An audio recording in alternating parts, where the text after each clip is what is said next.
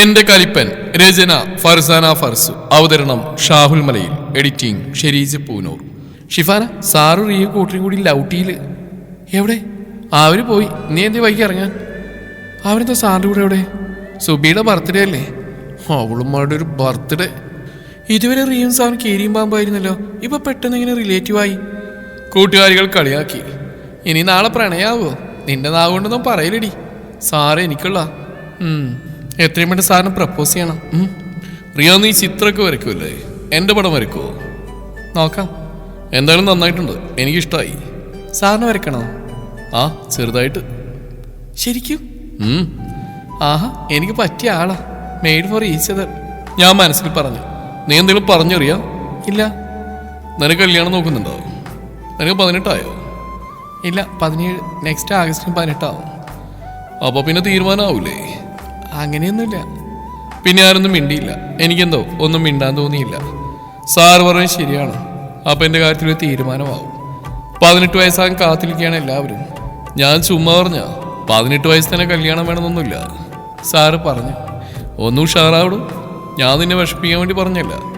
ഇന്നത്തെ കാലത്ത് പെൺകുട്ടികളെ 18 ആവാൻ കാത്തിരിക്കലേ കിട്ടിക്കാൻ. അതുകൊണ്ട് ചോദിച്ചാ. അല്ല, നീ ആരെങ്കിലും പ്രണയിക്കുന്നുണ്ടോ? ഞാനൊരാളെ പ്രണയിക്കുന്നുണ്ട്. ആര്? അത് സാറാ. എനിക്ക് ഒത്തിരി ഇഷ്ടമാണ്. എൻ്റെ ജീവിതം സാറിൻ്റെ കൂടെ ആവാൻ ഞാൻ ആഗ്രഹിക്കുന്നുണ്ട്. I really love you. Riyan, ഞാൻ നിന്റെ സാറാണ്. നീ എന്നെ അങ്ങനെ കാണാവൂ. ഞാൻ ഇതുവരെ ആ രീതിയിൽ കണ്ടിട്ടില്ല നിന്നെ. സാറ് പറഞ്ഞു. റിയ, ഞാൻ പറയുന്ന വല്ലതും കേൾക്കുന്നുണ്ടോ നീ? എന്താ സാർ? ഞാൻ ഞെട്ടി ഉണർന്നു. നീ ഉണർന്നിരുന്ന് സ്വപ്നം കാണാൻ തുടങ്ങിയ റിയ. ഞാൻ ചോദിച്ച വല്ലതും കേട്ടോ? നിനക്ക് പ്രണയമുണ്ടോന്ന്? റിയ, പറ. ഇഷ്ടമാണെന്ന് പറ. എൻ്റെ മനസ്സ് മന്ത്രിച്ചു. നോ, അങ്ങനെയൊന്നുമില്ല. ഞാൻ പറഞ്ഞു. സാറിനെ ആ രീതിയിൽ കണ്ടിട്ടില്ലെങ്കിലോ എൻ്റെ ഇഷ്ടം പറയാനായിട്ടില്ല. ഹലോ, ഇറങ്ങുന്നില്ലേ? ആ, ബൈ. സാറ് പോകുന്ന നോക്കിയാൽ നിന്നു. പിന്നെ വീട്ടിലേക്ക് നടന്നു. ഞാൻ ഫ്രഷായി അടുക്കളയിലേക്ക് പോയി. ഉമ്മി, ചായ. ഇതെന്ത് പറ്റി ഉമ്മിയുടെ മോൾക്ക്? കുളിച്ചിട്ടൊക്കെ വന്നേക്കുന്നല്ലോ. ചായ. എന്താ ഉമ്മീൻ്റെ കുട്ടിക്ക് പറ്റിയത്? തലവേദനയുണ്ടോ? ഇല്ലുമ്മി. ഉപ്പ് വിളിച്ചിരുന്നു. അണക്കാ ചെക്ക മെസ്സേജ് അയച്ചിരുന്നോ? ഉമ്മ ചോദിച്ചു. എനിക്കെന്തോ സുഖമില്ല, ഞാൻ പോയി കിടക്കട്ടെ. ഞാൻ ഫോൺ എടുത്തു. അറിയാത്ത നമ്പറിൽ നിന്ന് മെസ്സേജ് ഒന്നും വന്നിട്ടില്ല. എത്തിയോ? നിനക്ക് സുഖമില്ലാന്ന് ഉമ്മ പറഞ്ഞു. എന്നിട്ട് മൊബൈൽ കളിക്കാനല്ലേ? ഇത്ത ചോദിച്ചു. കാര്യമായിട്ടൊന്നുമില്ല. ആ ചെക്കൻ മെസ്സേജ് അയച്ചിരുന്നോ റീനു? ഇത്ത ചോദിച്ചു. ഇത്താക്ക് തന്നെ ചോദിക്കാനുള്ളത്. ഉമ്മ പറഞ്ഞിട്ടോ മെസ്സേജ് അയച്ചിരുന്നു. തന്നെ? എന്തൊക്കെയാ പറഞ്ഞ്? സുഖാണോ? എന്താ പണി? പഠിക്കുന്നുണ്ടോ? അങ്ങനെയൊക്കെ. ഇത്ത പോയി. മെസ്സേജ് അയച്ചില്ലെന്ന് പറഞ്ഞാൽ എന്തായാലും ഉപ്പാൻ്റെ ചെവിയിലെത്തും. പിന്നെ ഉപ്പ വീണ്ടും ആ ചെക്കനോട് പറയും, എന്തിനാ വെറുതെ കുരിശികളെ പിടിച്ചു വാങ്ങുന്നത്. പിറ്റേന്ന് എക്കണോമിക്സിൻ്റെ സാറില്ല. ഞങ്ങൾ ഓരോന്നും സംസാരിക്കുകയായിരുന്നു. അതിനിടയിൽ റിയ, പ്ലീസ് കം. അഫ്സൽ സാറിനെ വിളിച്ചു. ഞാൻ സാറിൻ്റെ അടുത്തേക്ക് പോയി. എന്താ സാർ? നീ ഇപ്പോൾ ഫ്രീ ആണോ? എക്കണോമിക്സ് സാറില്ല, ഫ്രീ ആണ്. എന്നാ വാ. ഞാൻ സാറിൻ്റെ കൂടെ പോകുന്നതിന് മുമ്പ് നമ്മൾ ഷിഫാനെ നോക്കി കണ്ണിറുക്കി. ആളുടെ മുഖം ദേഷ്യത്താൽ ചുവന്ന് വിറക്കുന്നുണ്ട്. അത് കാണാനൊരു സുഖം. സാറിനെ ലൈബ്രറിയിൽ കൊണ്ടുപോയി ഒരു ബുക്ക് എടുത്ത് തന്നു. സർ, എനിക്ക് വായനാശീലമില്ല. വായന നല്ലതല്ലേ? എനിക്ക് തൊട്ടും ഇഷ്ടമല്ല. ഞാൻ വേറെ ബുക്ക് നോക്കാം. ഈ നോവൽ വായിക്കണം, എന്നാലും അതിൻ്റെ റിയാലിറ്റി മനസ്സിലാവും. സാറ് പറഞ്ഞു. അതെന്തിനാ മനസ്സിലാക്കുന്ന സർ?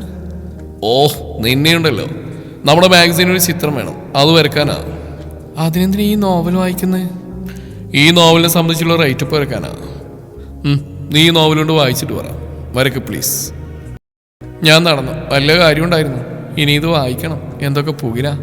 റിയ, ഇന്ന് ഞാൻ ഡ്രോപ്പ് ചെയ്യാം. വേണ്ട, സാറിന് ബുദ്ധിമുട്ടാവില്ലേ? ഞാൻ പോയിക്കോളാം. വാ, ഒരു സർപ്രൈസ് ഉണ്ട്. എന്ത്? വന്ന കാണാം. അപ്പൊ ഈവനിങ്. എന്തായിരിക്കും സർപ്രൈസ്? ഈവനിങ് ആണല്ലോ. എന്തായിരിക്കും എന്ന ചിന്ത മാത്രമായിരുന്നു മനസ്സേറെ. അങ്ങനെ ഈവനിങ് ഞാൻ സാറിനെ കാത്തിരുന്നു. റിയ, കയറ്. ആട് ഷിഫാനയുടെ ഗ്യാങ് ഉണ്ടായിരുന്നു. അതുകൊണ്ട് ഞാൻ മുൻസീറ്റിൽ പോയിരുന്നു. എന്നിട്ട് അവളെ നോക്കി വിളിച്ചു. സർ, എന്താ സർപ്രൈസ്? അത് പറയാം. സാർ ഒരു സ്ഥലത്ത് കൊണ്ടുപോയി നിർത്തി. സർ, എന്താ ഇവിടെ? ഇറങ്ങ്. ഞാൻ ഇറങ്ങി. സാർ എന്നെ കൊണ്ട് നടന്നു. റോഡിൻ്റെ അപ്പുറത്തെ ഒരു അതിമനോഹരമായ സ്ഥലം. നിറയെ മരങ്ങളൊക്കെ നിറഞ്ഞു നിൽക്കുന്നു. പച്ചപ്പ് മാത്രം. നീ ഇരിക്കും. ഇപ്പോഴും പറഞ്ഞില്ല. പറയാം. ഞാനിരുന്നു. ചുറ്റും നോക്കി സ്ഥലം ആസ്വദിച്ചു. ഈ സ്ഥലം ഇഷ്ടമായി റിയ? അടിപൊളി. എനിക്ക് ഒത്തിരി ഇഷ്ടമാണ് ഈ സ്ഥലം. സമയം കിട്ടുമ്പോൾ ഞാൻ അധികം ഇങ്ങോട്ട് വരാറ്. റിയ, നീ എന്നോട് ചോദിച്ചില്ലേ എനിക്ക് ലവറുണ്ടോന്ന്? ആ ഉണ്ടോ? ഉണ്ട്. ആരാ? ഒരു മാലാക. അവള് ഞാൻ കണ്ട കോഴിക്കോട്ടുനിന്നാ, ബീച്ചിൽ വെച്ച്. ഒറ്റ നോട്ടത്തിൽ തന്നെ അവളെനിക്കിഷ്ടമായി. Love at first sight. അറിയാതെ എൻ്റെ കണ്ണുകൾ നിറഞ്ഞു. എന്തോ വലിയ പാറക്കല്ലുകൾ വന്ന് വീഴുന്ന പോലെ നിലം പിളർന്നു പോയിരുന്നെങ്കിലെന്ന് ഞാൻ ആഗ്രഹിച്ചു. സർ, ഞാൻ പതറി. ഞാൻ പിന്നെ അവളെ കണ്ടു. പടച്ചോൻ എൻ്റെ മുന്നിലേക്ക് തന്നെ കൊണ്ടുവന്നു. ഒരിക്കലും കാണില്ലെന്ന് കരുതിയതാ. പക്ഷെ ഞാൻ എൻ്റെ പ്രണയം പറഞ്ഞിട്ടില്ല. ഞാൻ പറഞ്ഞാൽ അവളെ ആക്സെപ്റ്റ് ചെയ്യറിയാ? ആ തീർച്ചയായും സർ. സാറിന് ആർക്കാ ഇഷ്ടമില്ലാത്ത? എന്തായാലും ആ പെൺകുട്ടി ഭാഗ്യവതിയാ. സാറ് ധൈര്യത്തിൽ പറഞ്ഞോളൂ, അവൾ എന്തായാലും ആക്സെപ്റ്റ് ചെയ്യും. ഞാൻ കരച്ചിടക്കി പറഞ്ഞു. ഞാനിപ്പോൾ അറിയാം. സാറ് പോയി. ഞാൻ പൊട്ടിക്കരഞ്ഞു. ഇല്ലറിയ, വേണ്ട, നീ അവരോട് ഇഷ്ടം പറഞ്ഞില്ലല്ലോ, പിന്നെന്താ? ഞാൻ എന്നെ തന്നെ സമാധാനിപ്പിക്കാൻ നോക്കി. I love you. തിരിഞ്ഞു നോക്കിയപ്പോൾ സാർ എൻ്റെ മുമ്പിൽ മുട്ടൂത്തി റോസാപ്പൂ നീട്ടി നിൽക്കുന്നു. അതെനിക്ക് വിശ്വസിക്കാനേ കഴിഞ്ഞില്ല. സന്തോഷം കൊണ്ട് ചാടിക്കളിച്ചാലോ എന്ന് വരെ തോന്നി. സർ, എൻ്റെ പൊന്നെ, ഈ റോസ് പിടി. ഇങ്ങനെ നിന്നിട്ട് കാല് വേദനിക്കുന്നു. ഞാൻ റോസ് വാങ്ങി. സാർ എഴുന്നേറ്റു. നീ അന്തം വിട്ട് നിൽക്കണ്ട. കോഴിക്കോട് വെച്ചാൽ നിന്നെ ഞാൻ കണ്ടത്. അന്ന് എനിക്കിഷ്ടമായതാ. കോഴിക്കോട് മുഴുവൻ നിന്നെ തെരഞ്ഞു, പക്ഷെ കണ്ടില്ല. പിന്നെ സ്കൂളിൽ വെച്ചാൽ കാണുന്നത്. പിന്നീട് ഞാൻ നിന്നോട് കലിപ്പിട്ട് കിടന്നതേ ഇഷ്ടം കൊണ്ടാ. സാറ് പറഞ്ഞു. എനിക്കെന്താ പറയുക എന്നറിയില്ലായിരുന്നു. ഞാൻ ഒരുപാട് ആഗ്രഹിച്ച ഇങ്ങനെ. സന്തോഷം കൊണ്ട് എന്താ ചെയ്യാന്നറിയാത്തപ്പോഴും നിൽക്കുകയായിരുന്നു ഞാൻ. പററിയ, നിനക്കെന്നെ ഇഷ്ടമാണോ? എൻ്റെ ജീവിതത്തിൻ്റെ പാതയായി കൂടെ വരാമോ? അത് പറയാ. നിനക്ക് ഇഷ്ടമാണെന്ന് പറ. നീ ആഗ്രഹിച്ച ഇതാണ്, പറ. മനസ്സ് വല്ലാണ്ട് മന്ത്രിച്ചു. അത് എനിക്ക്... ഞാൻ ഭയന്ന് സാറിൻ്റെ ബാക്കിൽ വിളിച്ചു. എന്തറിയാ, നീ ആരെയാ പേടിക്കുന്നേ? അയാള്. സർ, നമുക്ക് വേഗം പോവാം പ്ലീസ്. നീ ആരെയാ പേടിക്കുന്നത്? പറ. സാറുണ്ടെങ്കിൽ വാ. അവൾ മുന്നോട്ട് നടന്നു. പിന്നാലെ സാറും. സാർ അവളുടെ കൈ പിടിച്ചു, മാറോട് ചേർത്തു. ഞാനില്ലേ, നീ ആരെയാ പേടിക്കുന്നത്? സാർ വണ്ടി എടുക്ക്, എനിക്ക് വേഗം പോകണം. പിന്നീട് നിശബ്ദയായിരുന്നു. സാർ എന്നെ കൊണ്ടാക്കി തന്നു. ഞാൻ സാറിനോടൊന്നും മിണ്ടാതെ വീട്ടിലേക്ക് നടന്നു. അയാൾ ഫാസിൽ. അയാൾ എന്നെ പിന്തുടർന്നുകൊണ്ടേയിരിക്കുന്നു.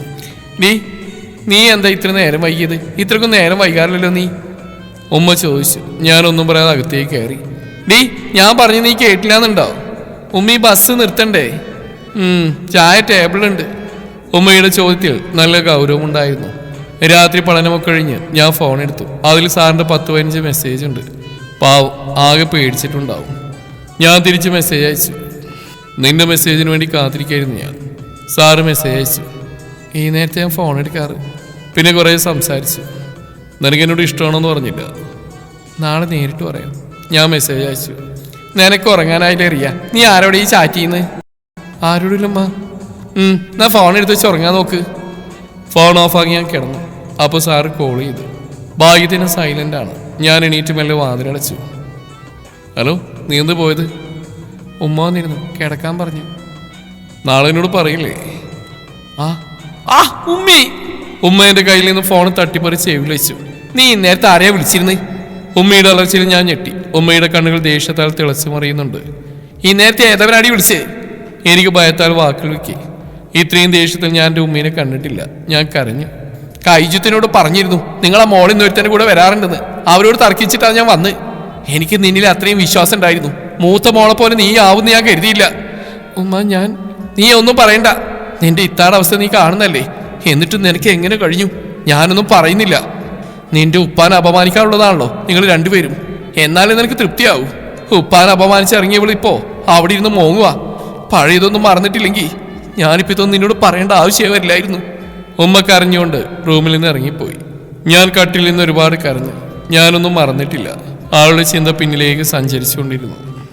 5 വർഷങ്ങൾക്ക് മുമ്പ്. അപ്പൊ പിന്നെ എല്ലാം പറഞ്ഞ പോലെ പെണ്ണ് കാണലൊന്നും വേണ്ടല്ലോ, അവർക്ക് പരസ്പരം അറിയാലോ. അത് ശരിയാ, അതിൻ്റെ ഒന്നും ആവശ്യമില്ല. അല്ലുമ്മ, നിങ്ങളൊന്നും പറഞ്ഞില്ല. ഞാനെന്ത് പറയാനാ, സന്തോഷമേ ഉള്ളൂ. എൻ്റെ 2 മക്കളുടെ കുട്ടികൾ ഒന്നിക്കാന്ന് പറഞ്ഞ ഉമ്മാമ്മ പറഞ്ഞു. നിശ്ചയം നമുക്ക് തറവാട്ടിൽ വെച്ച് നടത്താട്ടോ, എളാപ്പ പറഞ്ഞു.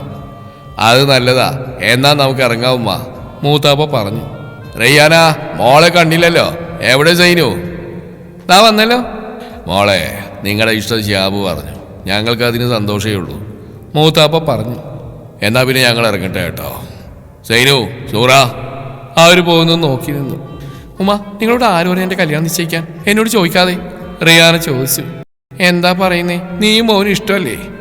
ഇഷ്ടം ഉമ്മ അങ്ങനെയൊന്നുമില്ല. ഇക്കാര്യം ഞാൻ ആങ്ങളായിട്ട് കണ്ടിട്ടുള്ളൂ. എല്ലാവരും ആഗ്രഹിച്ചാ മോളെ, ആദ്യത്തെ പേരക്കുട്ടികളുടെ കല്യാണം. നീ മുടക്കൊന്നും പറയരുത്, ഇത് ഞങ്ങൾ ഉറപ്പിച്ചു. ഉപ്പ പറഞ്ഞു. എൻ്റെ ഇഷ്ടം നോക്കുന്നില്ലേ? കുടുംബക്കാരെ തെറ്റിക്കാൻ പറ്റൂല.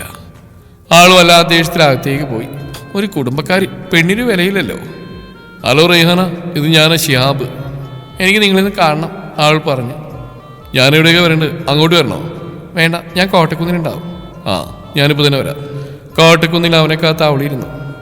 നീ ഇവിടെ ഉണ്ടാവുമെന്ന് പറഞ്ഞിട്ട് ഇപ്പോഴാണോ വരുന്നത്? എത്ര നേരമായി കാത്തിക്കുന്നറിയോ? ഇതെന്തായിക്കാ, എന്തേ നടക്കുന്നത്?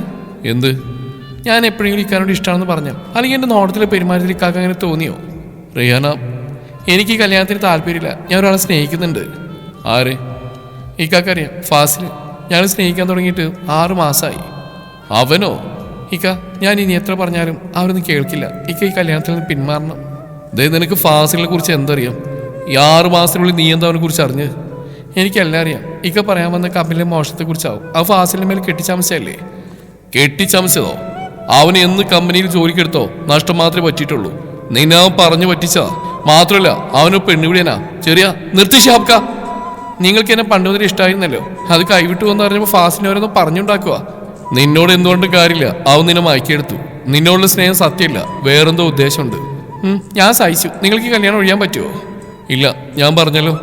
എന്നാ ശരി, കാണാം. എന്തൊക്കെയോ തീരുമാനിച്ചാൽ അവിടുന്ന് ഇറങ്ങി. കല്യാണത്തിന്റെ ഒരുക്കങ്ങൾ തുടങ്ങി. എല്ലാവരും വലിയ സന്തോഷത്തിലാണ്. 2 പേരക്കുട്ടികളുടെ കല്യാണത്തിന് മുമ്പേ കുറെ വർഷങ്ങൾക്ക് ശേഷം തറവാട്ടിൽ പന്തലുയരുകയാണ്. കല്യാണത്തിന് എല്ലാവരും ഒരുമിച്ച് കൂടി. എല്ലാവരുടെയും മുഖത്തെ ചെറുപുഞ്ചിരി വിരിഞ്ഞിരുന്നു. സൈനുദ്ദീനും സൂറയും തന്റെ മകളുടെ കല്യാണത്തിന് ഏറെ ഒരുക്കങ്ങൾ ഒരുക്കി. നാടാകെ കല്യാണം വിളംബരം ചെയ്തിരുന്നു. മണവാട്ടി ഒരുങ്ങിക്കഴിഞ്ഞില്ലേ സൂറ? കഴിയാനായിട്ടുണ്ടാവും, ഞാൻ വിളിച്ചുകൊണ്ട് വരാം. സൂറ റെയ്ഹാനയുടെ റൂമിലേക്ക് ലക്ഷ്യമിട്ടു. മോളെ റെയ്ഹു എവിടെ? അല്ലാ! സൂറയുടെ നിലവിളിയിൽ എല്ലാവരോടും അടുത്തെത്തി. എന്താ സൂറ, നീ എന്തിനാ നിലവിളിച്ച്? പല പല ചോദ്യങ്ങൾ ഓരോ കോണിൽ നിന്ന് ഉയർന്നുകൊണ്ടിരുന്നു. അവള് പോയി. കയ്യിലെ കത്ത് അവൾ നീട്ടി. അത് സൈനുദ്ദീൻ വാങ്ങി. സൈനുദ്ദീൻ വായിച്ചു. വല്ലാത്ത ഷോക്കിൽ മരവിച്ച് നിന്നു. അവരുടെ പ്രതികരണം കണ്ട് കൂട്ടത്തിൽ ആരോ കയ്യിലെ കത്ത് വാങ്ങി വായിച്ചു. ഉപ്പ ഉമ്മ, എന്നോട് ക്ഷമിക്കണം. ഞാൻ ഈ കല്യാണം ഒട്ടും ഇഷ്ടപ്പെടുന്നില്ല. ഞാൻ ഫാസിലിനെ സ്നേഹിക്കുന്നു. അവൻ്റെ കൂടെ ഞാൻ പോവുകയാണ്. ഫാസിലിൻ്റെ കൂടെ നിങ്ങൾ ഒരിക്കലും യോജിക്കില്ലെന്ന് എനിക്കറിയാം. പക്ഷേ ഞാൻ സന്തോഷവതിയായിരിക്കും. സൂറയും സൈനുദ്ദീനും പൊട്ടിക്കരഞ്ഞു. അവൾ ഒരിക്കലും ഇങ്ങനെയാവുമെന്ന് കരുതിയില്ല. വളർത്തുദോഷം അല്ലാണ്ടെന്ത്? അതൊരു കള്ളൻ്റെ കൂടെ പോയിട്ടുള്ളത്. നല്ല കള്ളൻ. മറ്റു പെണ്ണുങ്ങളുടെ പേരുകളെ. ചുറ്റുമുള്ളവർ അവരെ പരിഹസിക്കാൻ തുടങ്ങി. ഒന്നും മിണ്ടാതെ പരിഹാസത്തിൽ അവർ മുഖം താഴ്ത്തിയിരുന്നു. സുബൈർ അലറിക്കൊണ്ട് വീട്ടിലേക്ക് കയറി വന്നു. കൂട്ടത്തിൽ ഷിയാബും. ഇക്കയോ മക്കളെ വളർത്തണ പോലെ വളർത്തണം. കണ്ടില്ലേ, കുടുംബത്തിന് നാളെ കീഴുണ്ടായിക്കൊണ്ടോള് പോയിരിക്കണു. അതും ഓന്റെ കൂടെ. ഞാൻ എത്ര ആൾക്കാരുടെ പരിഹാസം കേട്ടാ വരുന്നതെന്ന് നടക്കറിയോ? ഇക്ക, ഞാൻ എന്ത് ചെയ്തു? മക്കളെ നല്ല പോലെ വളർത്തണമായിരുന്നു. എന്റെ മകൾക്ക് ഇഷ്ടമല്ലെങ്കിൽ തൊള്ളോർന്ന് പറഞ്ഞൂടെ? എന്തിനാ വെറുതെ ആശ കൊടുക്കണേ? ഇതെല്ലാം കേട്ട് സൈന് പൊട്ടിക്കരഞ്ഞു. ഉപ്പ എന്നോട് പറഞ്ഞിരുന്നു ഫാസിലിന് ഇഷ്ടമാണെന്ന്, കല്യാണം ഒഴിയണമെന്ന് പറഞ്ഞിരുന്നു. ഷിയാബ് പറഞ്ഞു. എന്നിട്ട് എന്താടാ ഈ വീട്ടിൽ പറയാണ്ടിരുന്നത്? അത് ഫാസിലിനെ പോലെ ഒരാളെ കെട്ടിക്കാൻ എനിക്ക് തോന്നിയില്ല. എന്നിട്ടോ ഓള് പോയില്ലേ? നാണം കെട്ടോള്. സൈനു ഇരുന്ന് കരഞ്ഞു. ഇക്ക, ഓൾ എന്തു വേണേലും ചെയ്യട്ടെ. ഈ അവസ്ഥയിൽ നിങ്ങൾ ഇക്കാനൊന്നും പറയില്ലേ? നെഞ്ചു പൊട്ടി കരയാ മനുഷ്യൻ. നമ്മളല്ലാതെ ഇക്കാൻ്റെ കൂടെ ആരാ നിൽക്കുക? സക്കീർ ഇടയിൽ കയറി പറഞ്ഞു. സൈനു, ഇജ്ജിനോട് ക്ഷമിക്കണം. ദേഷ്യത്തിൽ ഞാൻ എന്താ പറഞ്ഞതെന്നറിയില്ല. കുടുംബം മുഴുവൻ കളിയാക്കി ചിരിക്കുക. ഇതിനെല്ലാം കാരണം അവളാ. ഓളെ വിടരുത്. വേണ്ടിക്ക, നമ്മളൊക്കെ ഒഴിവാക്കി പോയതല്ലേ അവള്. എനിക്കിനി അങ്ങനെ ഒരു മകളില്ല. സൈനുദ്ദീൻ പറഞ്ഞു. എളാപ്പ മകളില്ല എന്നൊക്കെ പറയളുപ്പ. ഓളെ ഒഴിവാക്കാൻ കഴിയും നിങ്ങൾക്ക്? ഷ്യാബേ, പിന്നെ അവളെ ഞങ്ങൾ കൊഞ്ചിക്കണോ? അല്ലോപ്പ, അങ്ങനെയല്ല. അവളെ ആരുടെ കൂടെ പോലെ നമുക്ക് മകളില്ലെന്ന് പറഞ്ഞ് വിട്ടുകളയാം. സ്വത്തിന് വേണ്ടി ഒന്നും മടിക്കാത്തവനോ ഫാസിൽ. അതിനുവേണ്ടിയാവും അവളെ അവൻ കെട്ടിയതും. അവളെ രക്ഷിക്കണം. അവൾക്ക് അറിയാലോ അവൻ്റെ സത്യം. എല്ലാം അറിഞ്ഞു പോയതല്ലേ അവള്. അവൾക്കൊന്നും അറിയില്ല. അവൻ്റെ മായത്തിൽ അവൾ പെട്ടതാ. ആളെ മയക്കാൻ മിടുക്കനാണവൻ. അതിന് അന്വേഷിക്കണം. അവളെ പറഞ്ഞു തിരുത്തി കൊണ്ടുവരണം. കൊല്ലാനും മടിക്കാത്തവനവൻ. എല്ലാവരും ഷിയാബിന്റെ വാക്കിൽ ശരിവെച്ചു. തുടരും ഈ കഥയുടെ ബാക്കി ഭാഗം നാളെ ഇതേ സമയം.